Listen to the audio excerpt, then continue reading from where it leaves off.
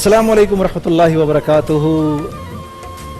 میرے عزیز دوستو، انسان کی سب سے بڑی خوش قسمتی جو ہے وہ یہ ہے کہ اللہ کی طرف سے اس کو اچھا ماحول ملے اور اچھی صحبت ملے۔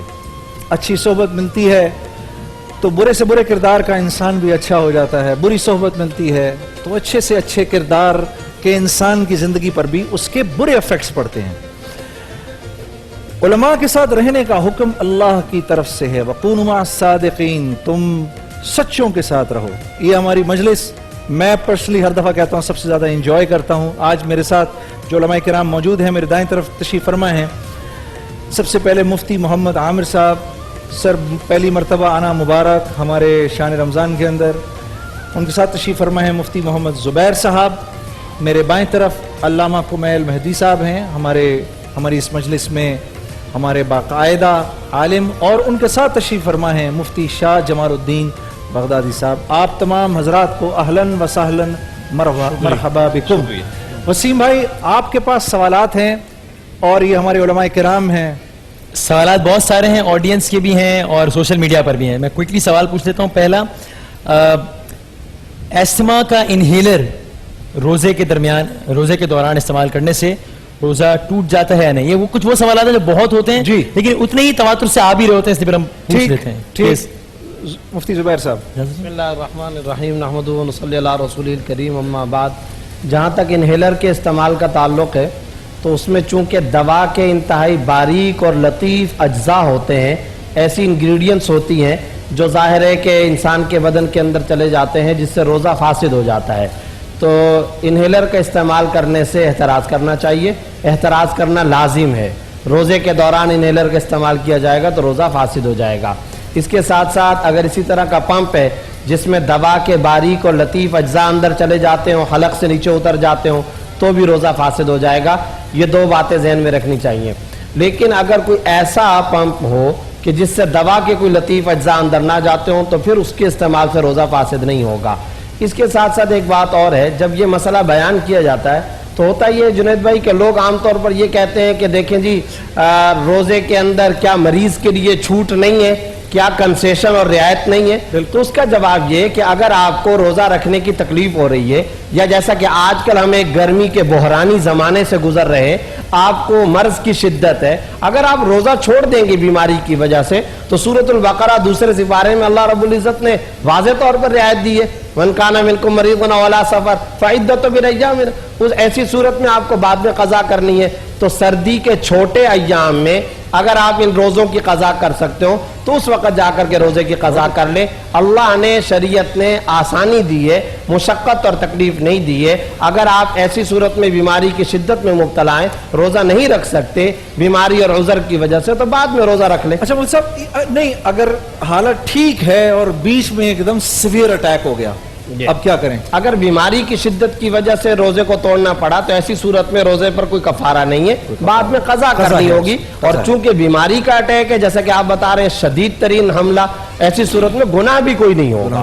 اچھا، ایک چھوٹے سے اس میں گزارش یہ، بسم اللہ الرحمن الرحیم، فقہ جعفریہ کے اعتبار سے کہ اگر وہ انہیلر استعمال کا یوز کیا جا رہا ہے تو اس میں فقہاء کرام نے یہ بیان کیا ہے کہ اگر وہ سانس کی نالی میں اس کے اجزاء جا رہے ہیں تو وہ مبطل روزہ نہیں ہے، یعنی روزہ باطل نہیں کرتا، لیکن اگر کھانے کی نالی میں جا رہے ہیں تو عام طور پر باطل ہو جاتا ہے۔ لیکن ڈاکٹرز حضرات یہ کہتے ہیں کہ معمولاً وہ سانس کی نالی میں جاتے ہیں، کھانے کی نالی میں نہیں جاتے، لہذا فقہ جعفریہ کے اعتبار سے وہ روزہ اس میں وہ اگر انہیں اٹیک ہو جاتا ہے تو وہ استعمال کر سکتے ہیں، جیسے کہ مثال کے طور پر یرید اللہ بکل یسر ولا یرید بکل عسر، اللہ تمہارے لیے آسانی چاہتا ہے، مشکل نہیں چاہتا۔ تو یہ ایک تھوڑی سی وضاحت۔ جزاک اللہ۔ اچھا، چونکہ وقت کم ہے میں دو سوالات ایک ساتھ لے لیتا ہوں، پھر آپ پہلے اب یہاں آپ سوال پوچھ لیجئے، پھر اس کے بعد میں آپ کی طرف۔ بسم اللہ الرحمن الرحیم۔ میرا علماء کرام سے ایک سوال ہے کہ ہمارا ایمان ہے جی کہ مرنے کے بعد ہر انسان کو قبر کا عذاب ہونا ہے۔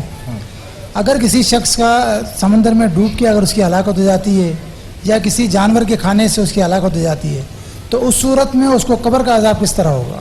سر قبر کا عذاب کس طرح ہوگا؟ صحیح، میں دوسرا سوال بھی ایک ساتھ لے لوں جنید میں، تاکہ پھر آپ ایک ساتھ جواب دیجیے دونوں کا۔ جی ٹھیک، یہ آپ جی پوچھیے گا۔ جی، میرا نام اینی ہے، مجھے پرسنل کوشچن پوچھنا ہے کہ میں 6 منتھ سے جاب کر رہی تھی تو میرے ہسبینڈ نے جاب چھڑوا دی، شک کرنا، مارنا جو بھی تھا، میں نے ان کا ساتھ دیا لیکن انہوں نے میرے ساتھ غلط تو مجھے بتائیں کہ میں کیا کروں. آپ نے ان کا ساتھ دیا, انہوں نے کیا کیا؟ شک کرنا. شک کرتے ہیں آپ کو. ہاں. اچھا اچھا. پہلے سوال کا جواب حضرت, اگر کہتے ہیں کہ قبر کا عذاب ہوتا ہے کہ اگر کسی کو کوئی جانور کھا گیا یا سمندر میں ڈوب گیا, آپ اس کو قبر کا عذاب کیسے ہوگا؟ بسم اللہ الرحمن الرحیم. اللہ سبحانہ جل وعلا ہر چیز پر قدرت رکھتے ہیں, اور قبر سے مراد صرف یہی مٹی کی قبر نہیں ہے. اچھا, حق تعالیٰ سبحانہ جل, بالکل اللہ سبحانہ جل وعلا نے ارشاد فرمایا, ابھی کریم صلی اللہ علیہ وسلم فرماتے ہیں کہ میرا رب فرماتا ہے کہ میں قادر ہوں کہ سمندر کے اندر غرق ہونے والوں کو اسی طرح جس طرح قبر کے اندر وسعت دیتا ہوں وہاں پر وسعت دے دوں, اور اسی طرح جس طرح قبر میں عذاب, جس طرح کہ یہ مٹی کا گھروندا ہے جسے ہم قبر کہہ رہے ہیں, وہاں پر عذاب دیا جاتا ہے, اسی طرح ان کو وہاں پر بھی عذاب ہوگا. تو یہ اس چیز کا تعلق ایمان کے ساتھ ہے, اعتقاد کے ساتھ ہے, اور حق تعالیٰ سبحانہ کی قدرت کے تسلیم کرنے پر ہے. اور قدرت کو ہم نے تسلیم کرنا ہے, قبر سے نہیں ہے اس کا نہیں. دیکھیں, ایک ایسے بزرگ تھے کہ جنہوں نے دعا کی, خدایا میرا حشر تو پرندوں کے پوٹوں میں فرما, اور وہ پھر وصال فرما گئے, اور پرندوں کے پوٹوں میں ان کا وصال, جب وہ فوت ہوئے تو پرندے ان کو نگل گئے, اور وہ رسول پاک صلی اللہ علیہ وسلم نے ان کی باقاعدہ بخشش کی بھی بشارت عطا فرمائی. اچھا, یہ تصوف کی کتب میں اور دیگر کتب کے اندر, سیر کی کتب کے اندر یہ واقعہ تواتر روایات کے ساتھ ہے. تو حق تعالیٰ سبحانہ قدرت رکھتے ہیں, چاہے وہ کسی بھی صورت کے اندر, جس طرح قبر کے اندر بھی. اب دیکھیں کہ حق تعالیٰ سبحانہ کے حبیب ارشاد فرماتے ہیں کہ یہ جو مشرکین ہیں یہ کہتے ہیں کہ ہڈیاں جو ہیں یہ بھی مٹی ہو جائیں گی, گوشت بھی گل جائے گا, تو کیسے پروردگار عالم دوبارہ ان کو زندگی عطا فرمائے گا؟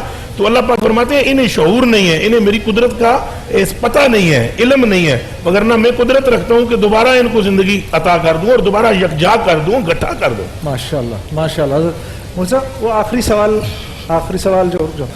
جو آخری سوال تھا کہ جو بہن نے پوچھا تھا کہ میں کرتی بھی ہوں, شوہر کا ساتھ دینے کے لیے میں نے جاب کیا, میرے پہ شک کرتا ہے, مجھے کیا کرنا چاہیے؟ یہاں اصل میں شک کرنا تو خیر اچھی بات نہیں ہے, اعتماد ہونا چاہیے, لیکن ہماری بہنوں کو بھی اس چیز کا خیال رکھنا چاہیے کہ شادی کے بعد شوہر کی رضامندی, خوشنودی اور ان کی رضا کو زیادہ ترجیح دیں. اگر وہ ناپسند کرتے ہیں تو پھر کیا ضرورت ہے کہ اس کے باوجود جاب کھائیں پیئیں کہاں سے, گھر کہاں سے چلائیں؟ نہیں, تو شوہر کی ذمہ داری ہے نا وہ. ہاں, شوہر کی ذمہ داری ہے. شوہر یا تو پھر وہ خرچے اٹھائیں یا پھر شک کر لیں. اگر شوہر خرچے بھی نہیں اٹھا رہا تو پھر اس کو شک کرنے کی بھی اجازت نہیں ہے. بس یہی میں سننا چاہتا تھا, آپ کے شوہر کو شک کی اجازت نہیں ہے اگر وہ خرچے بھی نہیں اٹھا رہا تو. اور بلکہ اصل ذمہ داری گھر کے اخراجات کی یہ شوہر کی ہے. اللہ تبارک و تعالیٰ نے مردوں کو جو فضیلت دی ہے, الرجال قوامون علی النساء, تو وہ اس لیے دی ہے کہ وہ باقاعدہ یہ مشقت کرتے ہیں. ہمارے یہاں پہ یہ سمجھا جاتا ہے کہ مرد, سارے کے سارے مرد ساری کی ساری عورتوں پر فضیلت رکھتے ہیں. یہاں پر جو بات کہی جا رہی ہے وہ یہ کہی جا رہی ہے کہ مرد سے مراد شوہر, اور جس پر فضیلت رکھتے ہیں وہ بیوی ہے. اس لیے وہ عورتیں شور نہ کریں کہ جن کے اوپر دوسرے مرد کی فضیلت کا باقاعدہ کہا ہی نہ گیا ہو. یعنی بسا اوقات ایسا ہوتا ہے خواتین شور کرتی ہیں کہ مردوں کو کیوں عورتوں پہ فضیلت دی گئی ہے. تو اللہ کی نظر میں مرد عورت سب برابر ہیں, ان کی عبادتیں, ان کی نیکیاں, ان کے اعمال, ان کی سب چیزیں برابر ہیں. یہاں پر کہا جاتا ہے کہ وہ عورتیں جو ہے جو نکاح میں ہیں ان پر ان کے شوہروں کی فضیلت ہے, اور ہر عورت جو ہے وہ اپنے شوہر کی باقاعدہ اطاعت کرتی ہے, اس کی رسپیکٹ کرتی ہے. لہٰذا قرآن کی اس آیتوں کو وہ خواتین جو باقاعدہ قرآن کی اس آیت کو نہیں تسلیم کرتی یا تعویل کرنا چاہتی ہیں, میں آج سیدہ فاطمہ رضی اللہ تعالی عنہا کے یوم کی مناسبت سے خواتین سے یہ کہتا ہوں کہ سیدہ فاطمہ نے جس طریقے سے شوہر کی عظمت, رسپیکٹ اور مقام, اور جس طریقے سے ایک عورت کی چادر و عصمت کو اجاگر کیا ہے, اللہ تبارک و تعالی تمام خواتین کو وہ جذبہ عطا فرمائے. میری بہن نے جس طریقے سے پوچھا ہے, یقیناً ان کا یہ سوال ان کی پاکیزگی پر مبنی تھا, ان کی سچائی پر مبنی تھا. تو اللہ تبارک و تعالی ہماری بہنوں کو بھی حضرت سیدہ فاطمہ کے صدقے میں عصمت اور پاکیزگی عطا فرمائے, اور شوہروں کو اپنی بیویوں کی عزت کرنے کی توفیق عطا فرمائے. زبیر بھائی, ایک بات اس میں یہ ہے, سورۃ الحجرات میں اللہ نے بڑی وضاحت کے ساتھ فرما دیا ولا تجسسوا, یہ تجسس نہ کیا کرو, شک اختیار نہ کیا کرو. مفتی عامر صاحب نے صحیح جواب فرمایا. ایک بات کا میں اضافہ کرنا چاہتا ہوں, یہ بات یاد رکھیں, یہ محبت کی گاڑی ہوتی ہے. یہ پیار کی گاڑی ہے. ازدواجی جو رشتہ ہوتا ہے یہ پیار اور محبت سے چلتا ہے. اگر آپ اس کے لیے منٹ، سیکنڈ، دفعہ، ضابطہ، قانون، وکالت، لا، اس کی دفعہ نمبر فلاں، یہ چیزیں اگر آپ اٹھانا شروع کر دیں اور اس طرح سے اگر آپ، تو یہ ازدواجی رشتہ نہیں قائم ہو سکتا اور نہ یہ کامیابی کے ساتھ چل سکتا ہے. سارے کا سارا رشتہ باہمی اعتماد کے اوپر ہے. مولانا نے جو جواب دیا میں اس کے اوپر بھی تھوڑا سا ایک اضافہ کرنا چاہتا ہوں. بالکل صحیح ارشاد فرمایا. ایک سوال رسول اللہ صلی اللہ علیہ وسلم کی خدمت میں بھی آیا تھا جو کہ کیسے مردے کو زندہ کیا جائے گا اور کیسے اس کو عذاب ہوگا. آپ صلی اللہ علیہ وسلم گزر رہے, ایک غیر مسلم کافر نے چند ہڈیاں اٹھائیں اور اٹھا کر کے کہا اے محمد صلی اللہ علیہ وسلم, کیا آپ کے رب ان ہڈیوں کو گوشت پوش کا انسان بنا کر کے دوبارہ زندہ کر کے عذاب اور سزا اور انعام دیں گے؟ ابھی آپ صلی اللہ علیہ وسلم نے جواب نہیں دیا کہ جبرائیل امین تشریف لے آئے اور فرمایا آپ جلدی کیجئے یہ آیت سنائیے, بلا قادرین علی ان نسوی بنانا, ہم تو اس بات پر بھی قادر ہیں کہ اس دنیا میں جو چلتا پھرتا انسان تھا اس کے وجود اور باڈی کے اندر جو انگلیاں تھیں اور ان انگلیوں کے پوروں پر جو نشانات اور لکیریں تھیں, ہم قیامت میں اس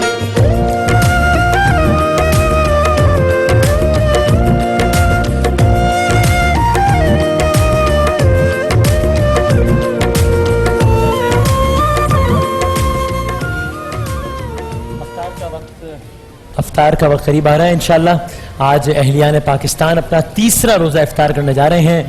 رمضان المبارک کی ساعتیں تیزی سے گزرنا شروع ہو گئی ہیں. دعا ہوگی ابھی انشاءاللہ, ایک حمدیہ نعت کا ایک شعر اور پھر دعا ہوگی. اور اس سے پہلے صرف یہ اناؤنسمنٹ کہ ہمارے ساتھ جو ہمارے ننھے مہمان موجود ہوتے ہیں شان رمضان میں, جو کہ اس سیگمنٹ سے پہلے بھی موجود تھے, ان کے لیے گفٹس ہیں بہت سارے. گابا نیشنل کی جانب سے, جے ڈاٹ کی جانب سے, گورمے, میزان, نورس, کرشی, صوفی آئل, برج پاور, مدیحہ گوہر اور ہائی سپیڈ کی جانب سے, اور جے ڈاٹ اور المیرا کا میں ویسے بھی شکر گزار ہوں. میرے بھی اکثر دنوں میں وارڈروب کا بندوبست ان کی جانب سے ہے, اور باقی جو ہمارے دوسرے ساتھی ہیں ان کے بھی ہم نام وقتاً فوقتاً لیتے رہیں گے. جناب افطار کا وقت قریب ہے, کچھ سنا دیجئے پھر کچھ دعا کیجئے. کیا بات, کیا بات. محمد کا روزہ قریب آ رہا ہے, محمد کا روزہ قریب آ رہا ہے, بلندی پہ اپنا نصیب آ رہا ہے. فرشتوں یہ دے دو پیغام ان کو, خبر جا کے دے دو ان کو, فرشتوں کے خادم تمہارا سعید آ رہا ہے, کہ خادم تمہارا سعید آ رہا ہے. مدینہ مدینہ مدینہ مدینہ بڑا لطف دیتا ہے نام مدینہ, مدینہ مدینہ مدینہ مدینہ بڑا لطف دیتا ہے نام مدینہ. وفا تم نہ دیکھو کہ ہرگز کسی میں زمانہ وہ ایسا قریب آ رہا ہے. حفاظت کرو اپنے ایمان دی کی, زمانہ بہت ہی عجیب آ رہا ہے. محمد کا روزہ قریب آ رہا ہے, بلندی پہ اپنا نصیب آ رہا ہے. فرشتوں یہ دے دو پیغام ان کو, کہ خادم تمہارا سعید آ رہا ہے, کہ خادم تمہارا سعید آ رہا ہے. محمد کا روزہ قریب آ رہا ہے. سبحان اللہ. اللهم لك الحمد كما أنت أهله فصل على محمد كما أنت أهله وافعل بنا ما أنت أهله فإنك أهل التقوى وأهل المغفرة رب لك الحمد كما ينبغي لجلال وجهك وعظيم سلطانك لا أحصي ثناء عليك أنت كما أثنيت على نفسك يا أول الأولين يا آخر الآخرين يا ذا القوة المتين يا راحم المساكين يا أرحم الراحمين اے اللہ ہم سب کے اگلے پچھلے چھوٹے بڑے تمام گناہوں کو معاف فرما مالک الملک ذو الجلال والاکرام امت محمدیہ میں اتفاق و اتحاد نصیب فرما ہمیں آپس میں ایک دوسرے کے ساتھ جڑ کے ایک دوسرے کا غم بانٹ کے زندگی گزارنے کی توفیق عطا فرما اے اللہ جو اس امت میں رخنا پیدا کر رہے ہیں اور سنا ہے کہ اس حال میں کہ جب کہ تیرے بندے کا تالو روزی کی وجہ سے چٹخ رہا ہو پیاس کی شدت ہو اے اللہ تو اپنے بندے کی دعائیں قبول کرتا ہے اللہ جو اس امت میں رخنا ڈال رہے ہیں انہیں ہدایت نصیب فرما ہدایت نصیب فرما ہدایت نصیب فرما اور اگر تو نے ان کی قسمتوں میں ہدایت نہیں لکھی تو ان بدبختوں کو نیست و نابود فرما تباہ و برباد فرما اے اللہ صاف ستھری حلال وسعت والی روزی نصیب فرما اس کو اپنے راستے میں خرچ کرنے کی توفیق عطا فرما اے اللہ بے اولادوں کو صالح نرینہ اولاد عطا فرما اے اللہ جو بیمار ہیں ان کو صحت شفاء کاملہ نصیب فرما مالک الملک اے اللہ جن کے گھروں میں بے نکاحی بچیاں بیٹھی ہیں ان کو اے اللہ ان کی بچیوں کو اچھے رشتے نصیب فرما اے اللہ جو قرضدار ہیں ان کے قرضوں کو دور فرما جو کسی مشکل میں ہیں یا اللہ ان کی مشکلات کو دور فرما محض اپنے فضل و کرم سے اے اللہ اس رمضان کو ہمیں بہترین طریقے سے گزارنے کی توفیق عطا فرما اور ہماری دعاؤں کو قبول فرما آمین آمین آمین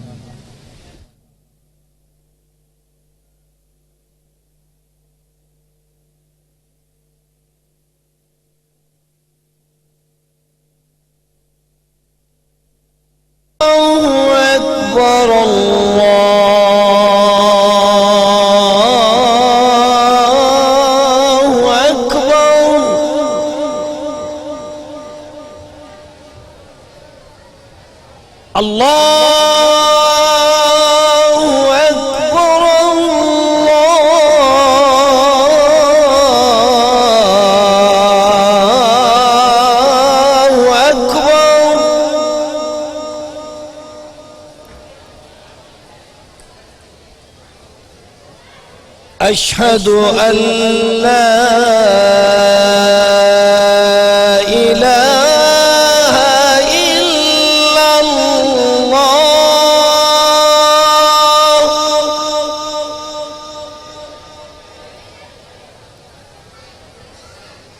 أشهد أن لا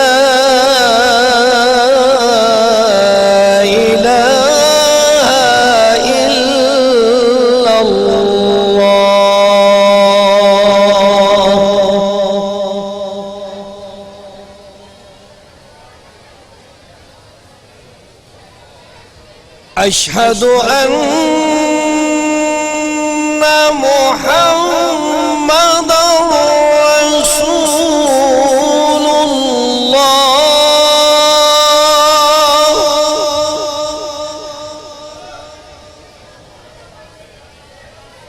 أشهد أن محمدًا رسول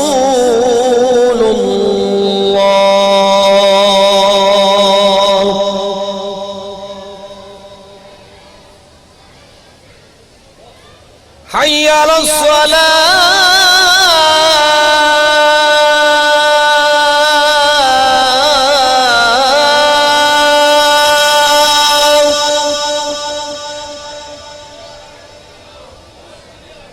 حي على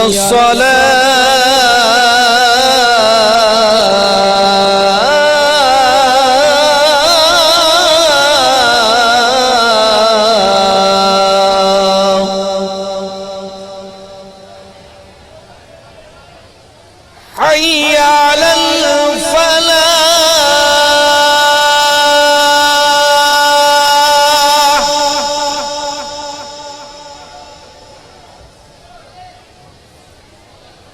حي على الفلاح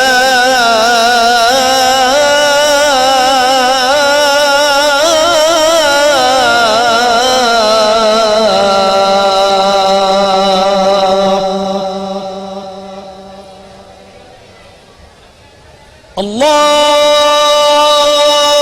أكبر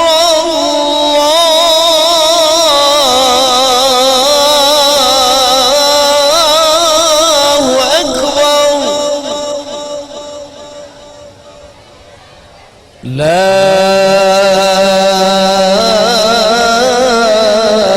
إله إلا الله